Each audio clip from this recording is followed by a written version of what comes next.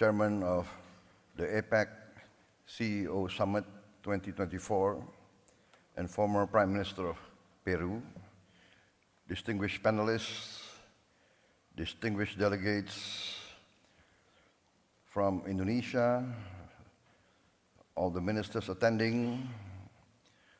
I would like also to acknowledge the presence of many notable CEOs from Latin America and the Caribbean, and distinguished participants from the ASEAN Business Advisory Council. Ladies and gentlemen, I'm very honored to be invited to address this distinguished body. As we all know, that peace and prosperity is driven by economic activity, by the role of the business community, the role of entrepreneurs, the role of industry. Without the dynamic participation of the economic sector, basically we cannot have growth and prosperity. Without growth, we cannot alleviate poverty. We cannot create relevant employment. Therefore, I am very happy and very honored to address you, the drivers of economic growth in the Pacific region. The Pacific region, I think, is one of the most dynamic areas of the world. Economic growth, potential technological achievements, the demographics, the resources available in the Pacific and the Indo-Pacific regions all point to a bright economic future for all. We have at the present geopolitical tension, but I am an optimist in the interests of humanity. I believe that the leaders of the great powers of the world, in the final analysis, will always opt for the common good. Rivalry is historical. There will always be rivalry. But our planet has become smaller. We are now in a planet full of technological breakthroughs.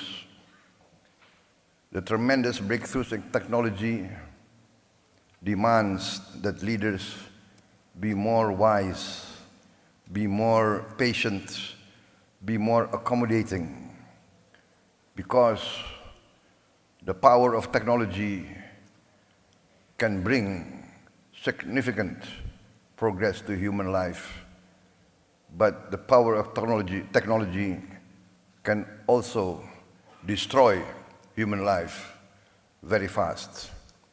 Therefore, I always choose the path of collaboration, engagement, communication, negotiation. Yes, we have to uphold and live by common laws, by international rules, but we must also have common understanding of everybody's interests. I come from a country now, Indonesia, one of the largest countries in the world, fourth largest population. Our territory from west to east is nearly the length of Europe. Europe has 27 countries or more. We are one country. We have our significant challenges. but we are blessed with abundant resources, significant territory, land and water. We have the fortune of being able to, in a few years, be completely self-sufficient in energy, self-sufficient in green energy. We will be perhaps one of the few countries that can achieve 100% renewable energy within a few years. We can replace fossil fuel by renewables. We have the largest geothermal potential. I think 60% of the world geothermal energy potential is in Indonesia.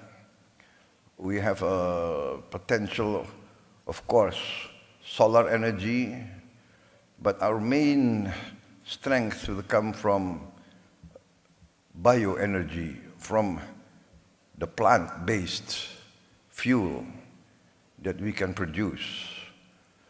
We will be, I think, together with Brazil and maybe with the Congo DRC, we have the potential to produce fuel from plants, and this, I think, will create a lot of opportunities because we will save a lot on foreign exchange. The funds will circulate within our own economy. We also are blessed with critical minerals and other vital resources for modern life. And also I've been discussing with Peru, the Peruvian government. I think we have complementary resources for the future. We have managed to have a prudent economical and fiscal policies in the last years. We managed to maintain growth even after the COVID. Our growth now is about 5%, higher than the global average. Our inflation is at 2%. We have challenges. We still have, I would say, we still have poverty at a large scale, large level, which I'm determined to bring down.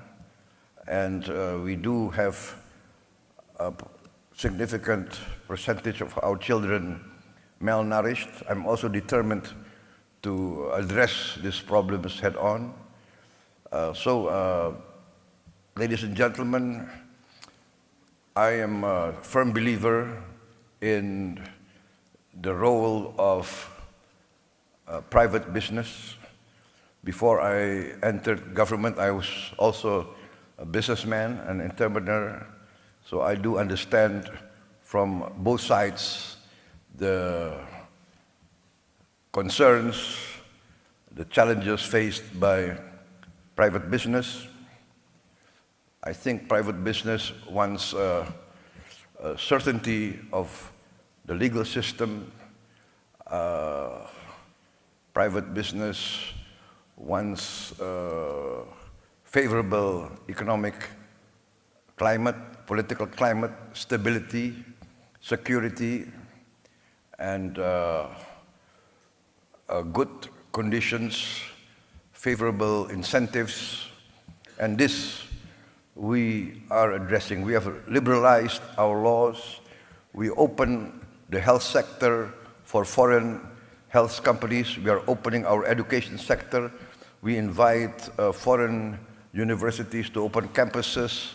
We are inviting foreign hospitals to open their branches in Indonesia. We are going forward with more incentives. We have created several special economic zones and we will create more of these special economic zones in order to invite the modern and advanced leading-edge technology, especially as the traditional economy. For instance, we are very bullish on our maritime industry, fisheries. I think we are now 3/4 of our national territory is water. We have tremendous potential for, let us say, a well-planned fishery program, aqua farming, and a lot of processing industries. We are determined to industrialize by downstreaming our resources, processing our resources. We have 26 commodities which we are determined to have a processing industry.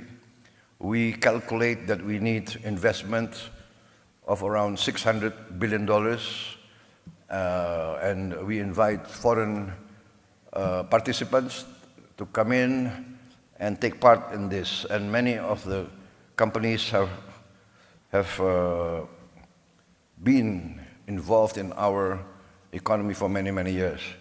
We are also pushing for more exploration of oil and gas and other minerals. So, ladies and gentlemen, Indonesia is open for more business.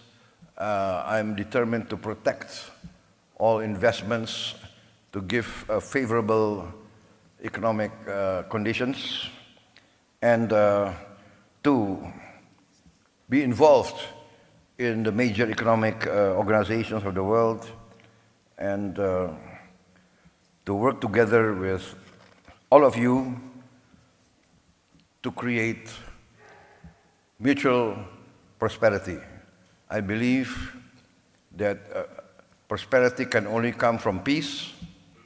Peace comes from understanding. Understanding comes from engagement and negotiation.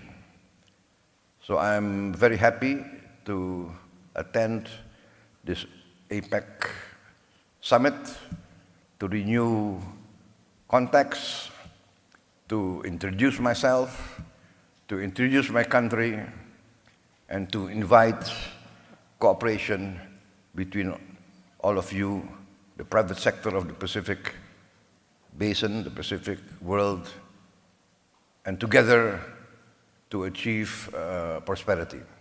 Prosperity, in the end, I would say, guarantees peace and stability. Ladies and gentlemen, I think that concludes my remarks. And once again, thank you for inviting me, and I wish this APEC summit, this APEC CEO summit also to be very successful.